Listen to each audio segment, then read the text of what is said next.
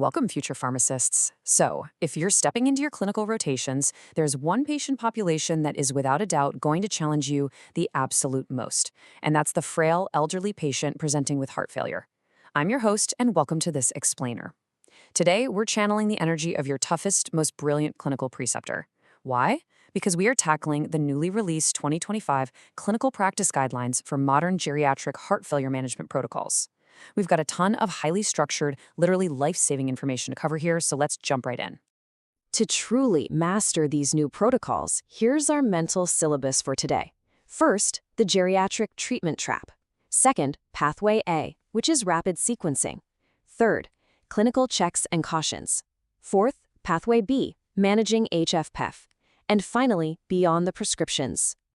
All right, Section 1, the geriatric treatment trap, the psychological barrier. Now, before we even look at a prescription pad or an algorithm, we have to talk about this massive psychological barrier that clinicians face right there on the floor. When you've got a frail, elderly patient sitting in front of you, the human instinct is kind of to pull back, right? We tend to be overly cautious. We worry that aggressive medical therapy or a super complex regimen might cause side effects or just do more harm than good. But guys, this mindset is a total trap. Look at this quote, pulled straight from the 2025 guidelines. Suboptimal treatment increases mortality and hospitalizations irrespective of the severity of their physical frailty. That right there, that is our crucial geriatric rule. Depriving these patients of optimal medical therapy simply out of a fear of side effects is a deadly mistake. Their physical frailty doesn't mean they need less care. It actually means the heart disease itself is going to cause more mortality and more hospitalizations if we don't treat it aggressively. We absolutely must optimize their medications. Okay, let's dive into this. Section 2, Pathway A, Rapid Sequencing for HFrEF and HFmrEF Management. This is our core procedural logic for managing patients with heart failure with reduced ejection fraction, or HFEF, as well as those with mildly reduced ejection fraction. The guidelines hand us this highly structured four-step approach. It's designed to safely, but very aggressively, build a complete pharmacotherapy regimen. So let's run quickly through these sequence steps, exactly like you'll be doing in clinical practice. Step 1 is decongestion. We use loop diuretics to knock out that immediate fluid buildup. Boom. Once they're decongested, we immediately hit step 2, early guideline-directed medical therapy. We initiate SGLT2 inhibitors right out of the gate. And what's really cool about placing SGLTs early on is that they don't cause hemodynamic disturbances. Plus, they require zero-dose titration. You just start them, and they work. Then we move right into step 3, our hemodynamic check, which leads to adding beta blockers. And finally, step 4 is the renal and BP check, where we initiate an ARNI, which is preferred, or an ACE inhibitor or ARB, along with an MRA. Now, let's deliberately slow our pace down a bit as we enter section 3, clinical checks and cautions, strict clinical gateways.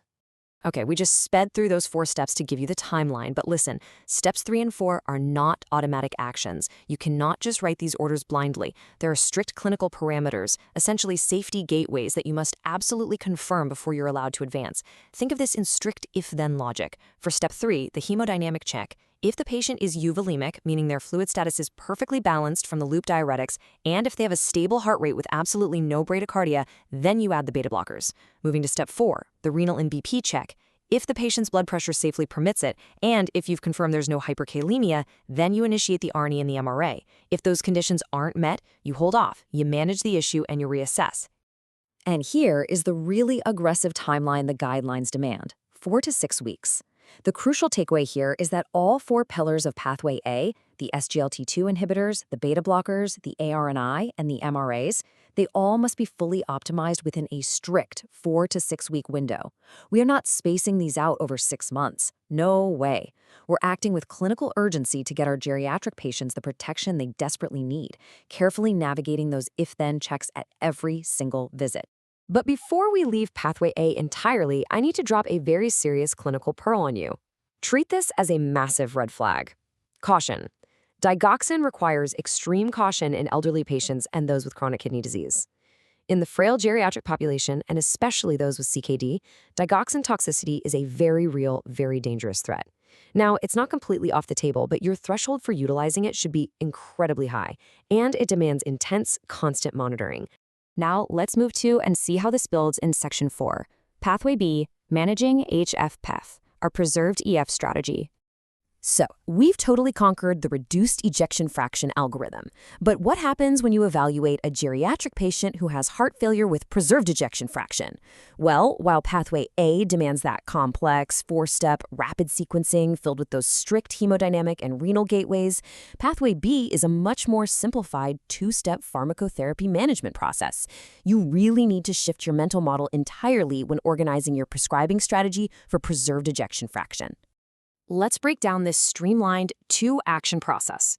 Action 1 is to initiate SGLT2 inhibitors. Look closely at the purpose here because this is absolutely vital. SGLT2 inhibitors are proven to reduce hospitalizations, irrespective of diabetes status. I'm going to emphasize that again for your clinical rotations. Whether your geriatric patient has diabetes or not, they get an SGLT2 inhibitor for HFpEF to keep them out of the hospital. Then action 2 is simply adding diuretics. You can use loop or potassium-sparing options, specifically aimed at fluid management and congestion relief. Just two highly targeted, incredibly effective actions. And that brings us to Section 5, Beyond the Prescriptions, Pathway C Rehab Programs. As pharmacy students, it's honestly super easy to get tunnel vision and only focus on optimizing that medication list. But we really have to look at the whole patient. Holistic clinical care for our geriatric population requires looking outside the pill box. This is what the 2025 guidelines officially designate as Pathway C. It represents our non-pharmacological additions. Specifically, the guidelines emphasize enrolling frail elderly patients into structured physical and cardiac rehabilitation programs to really benefit their overall quality of life. Notice I said structured. This isn't just a casual suggestion to, try and stay active. This is a formal, prescribed, structured intervention. It serves as an active addition to their treatment plan that works right in tandem with the optimal pharmacotherapy we just established. And the clinical data backs this up perfectly. The number 6 here is your key benchmark to remember. Structured physical and cardiac rehab programs have been explicitly shown to improve the 6-minute walk distance for frail elderly patients. That's a highly validated clinical metric for measuring functional capacity.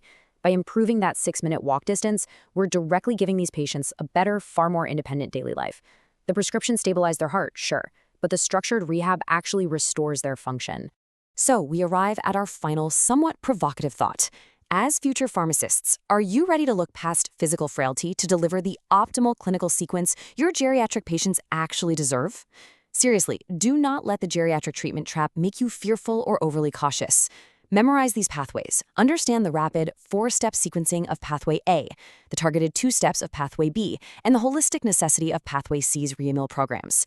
Take these 2025 guidelines straight into your upcoming clinical rotations and apply them fearlessly. Your patients are depending on you to get this right. Thank you so much for joining me on this explainer. Keep learning, and I'll catch you next time.